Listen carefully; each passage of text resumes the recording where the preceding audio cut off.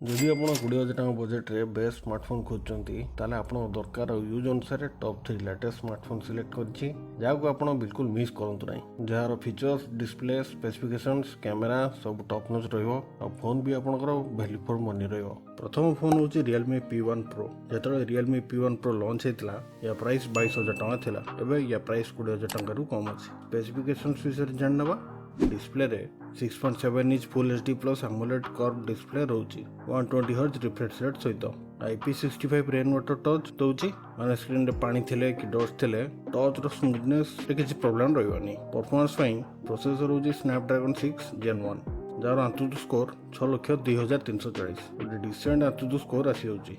Gaming बेले phone heat होनी बोली एथरे 3D VG कूलिंग सिस्टम दउची। सॉफ्टवेयर होची Android 14 2 वर्ष मेजर अपडेट्स मिलुची 3 वर्षर सिक्योरिटी अपडेट्स भी मिलुची। बैटरी होची 5000 mAh रो पैकेज रे 45 वाटर चार्जर रहउची आ टाइप सी केबल भी रहउची।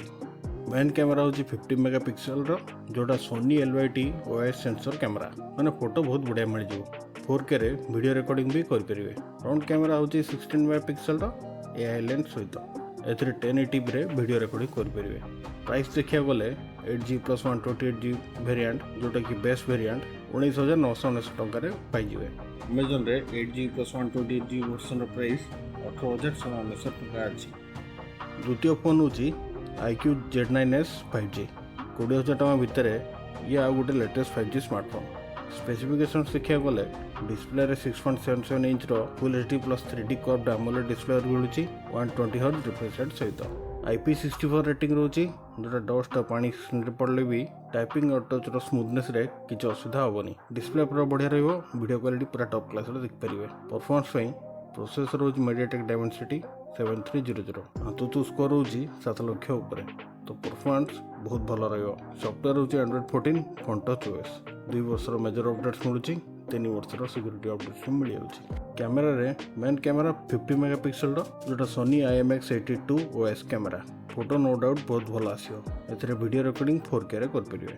फ्रंट कैमरा होची 16 मेगापिक्सल रो एथरे 1080p रे वीडियो रिकॉर्डिंग कर परिवे। बैटरी होची 5500 mAh रो पावरफुल बैटरी 1.5 दिन आराम से पड़ेबो नॉर्मल यूज करले। 44 वाटर चार्जिंग सपोर्ट रहउची पैकेज रे 44 वाटर चार्जर और टाइप सी केबल मिल जाउची। प्राइस देखिया गले iQOO Z9s 5G रो प्राइस होची 19,998 टका। फ्लिपकार्ट और अमेजन रे तो सेल आरंभ होबो सेतला आ कुछ डिस्काउंट मिल जिवो। थर्ड फोन होची Vivo T3 5G डिस्प्ले रे 6.67 इंच रो full HD plus AMOLED display मिलुची 120 हर्ट्ज रिफ्रेश रेट सहित कलर डिस्प्ले आपको बढ़िया मिल जिवो जेहेतु HDR सपोर्ट रहउची। परफॉर्मेंस पे प्रोसेसर होची MediaTek Dimensity 7200 यार दुईटा वेरिएंट आसुची 8GB plus 128GB 8GB plus 256GB। Phone रो ANTUTU स्कोर 7,30,000 पाखापाखि जोटा कि बहुत बढ़िया स्कोर तेणु फोन परफॉर्मेंस भी बहुत भलो रहइबो। सॉफ्टवेयर होची Android 14 रो फ्रंट टच OS 14 2 वर्षर मेजर अपडेट्स मिलुची आ 3 वर्षर सिक्योरिटी अपडेट्स भी मिल जाउची। कैमरा रे 50 मेगापिक्सल रो OIS मेन कैमरा मिल जाउची तो फोटो बहुत भलो आसीबो आ एथरे वीडियो रिकॉर्डिंग 4K रे करि होबो। फ्रंट कैमरा होची 16 मेगापिक्सल रो एथरे 1080p रे वीडियो रिकॉर्डिंग करि होबो। बैटरी होची 5000 mAh रो 44 वाटर चार्जिंग सपोर्ट रहउची तो गोटे दिन फुल यूज कर परिवे। पैकेज रे टाइप सी केबल सहित चार्जर मिल जाउची। या प्राइस देखिया गले 8GB प्लस 128GB वर्जन 18,499 टका मिल जाउची। अमेज़न और फ्लिपकार्ट सेल रे आउ किछि डिस्काउंट मिल जिवो। तो एई तीनटा बेस्ट स्मार्टफोन भितरु आपन कोटा पसंद आसिला कमेंट करके जणाइबे।